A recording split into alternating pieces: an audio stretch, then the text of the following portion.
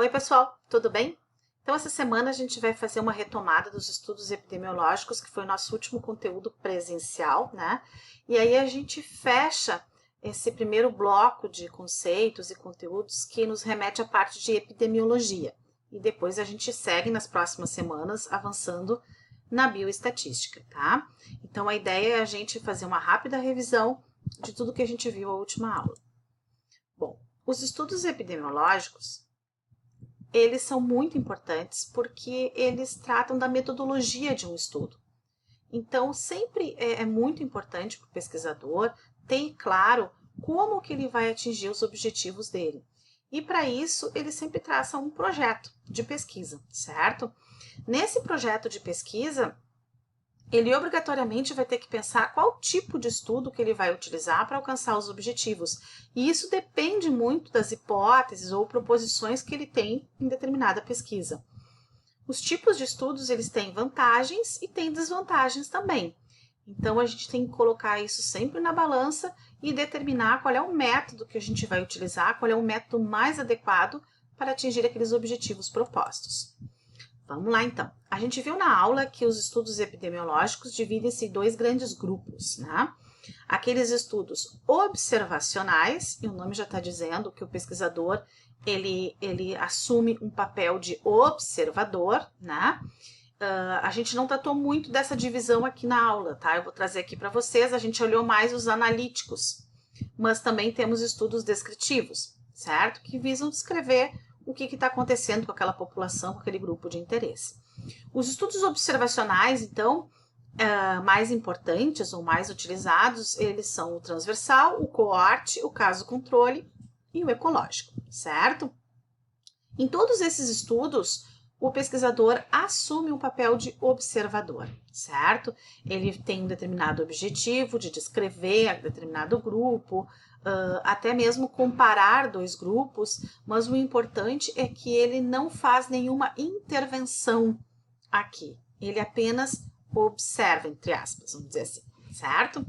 O outro grupo, o outro tipo de estudo epidemiológico se remete aos estudos experimentais. Bom, o que caracteriza um estudo experimental? É a intervenção do pesquisador. Então, ele vai lá e ele faz alguma intervenção.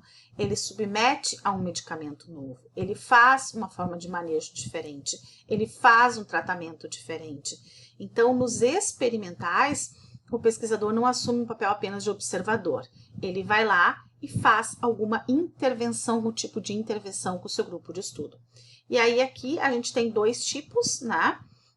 Que a gente pode chamar de ensaio clínico ou estudo experimental, as duas coisas são aceitas. Nós temos o ensaio clínico randomizado e o ensaio clínico não randomizado.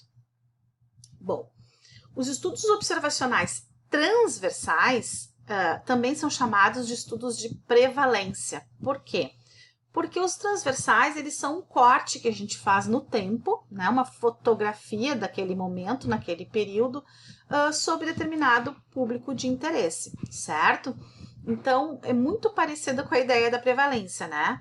Ele é muito útil quando a gente quer entender como é que se comporta determinados surtos epidêmicos, né? O que está acontecendo? E aí calcular até mesmo as taxas que a gente já estudou.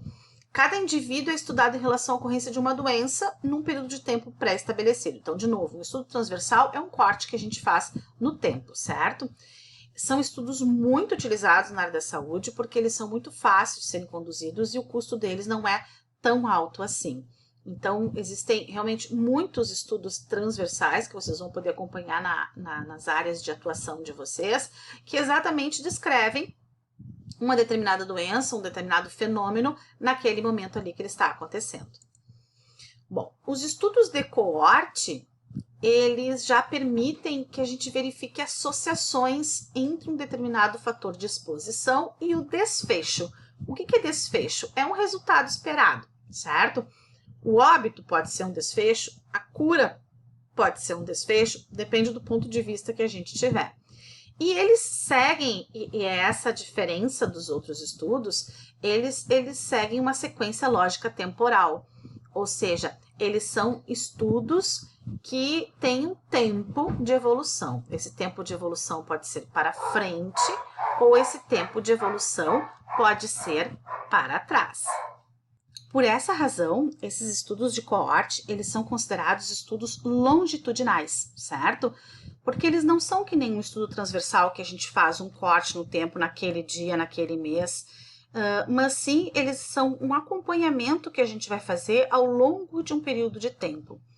Esse acompanhamento pode ser um acompanhamento retrospectivo ou prospectivo.